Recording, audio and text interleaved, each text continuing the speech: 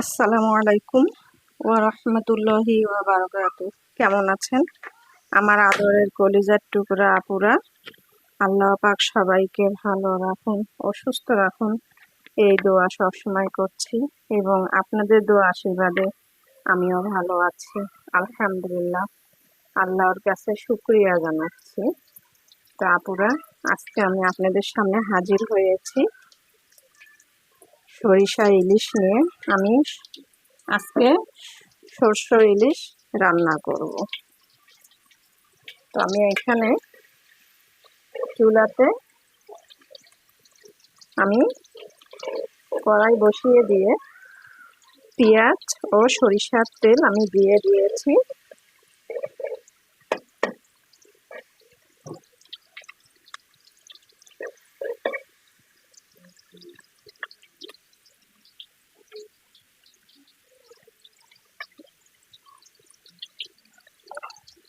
আপুরা, এই দেখুন, এখানে আমি সরিষা বাটা, কাঁচামরিচ বাটা, শুকনো মরিচ বাটা, হলুদ গুঁড়ো, একটু জিরা গুঁড়ো ও লবণ আমি সব কিছু একসঙ্গে মিক্সড করে আমি রেখেছি।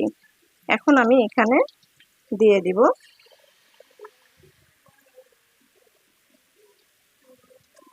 আমি মশলাগুলো একটু ভালো করে কষিয়ে নিব।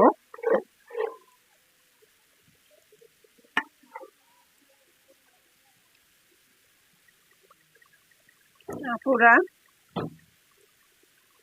মশলা কষানো হয়ে গেছে, এবারে আমি ইলিশ মাছগুলো দিয়ে দিব। আমি ডিম সহ, এটা পর্দা বড় ইলিশ, আমি পেটের পিসটা আমি দিয়ে দিচ্ছি। বিসমিল্লাহির রহমানির রহিম। এই দেখুন, তো আমি দিয়ে দিব।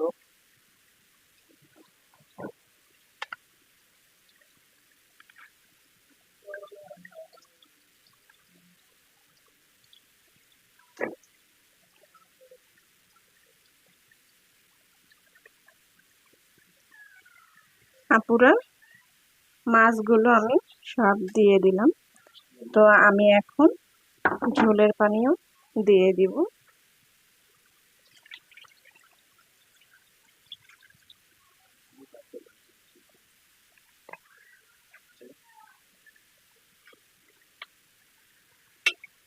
ঝোলের পানি দিয়ে দিলাম।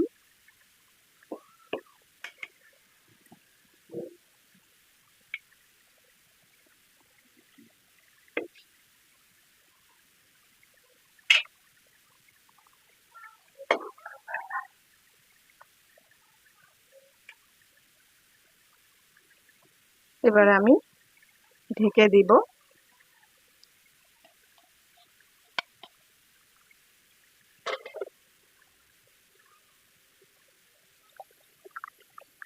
আপুরা,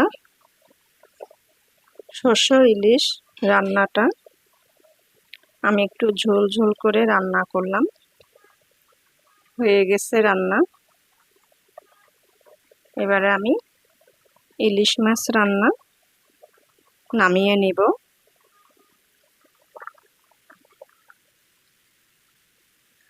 আপুরা দেখুন, ইলিশ মাছ রান্নাটা আমি নামিয়ে নিয়েছি। তো কেমন হয়েছে অবশ্যই কমেন্টে জানাবেন। লাইক দিন, বেশি বেশি করে শেয়ার করুন।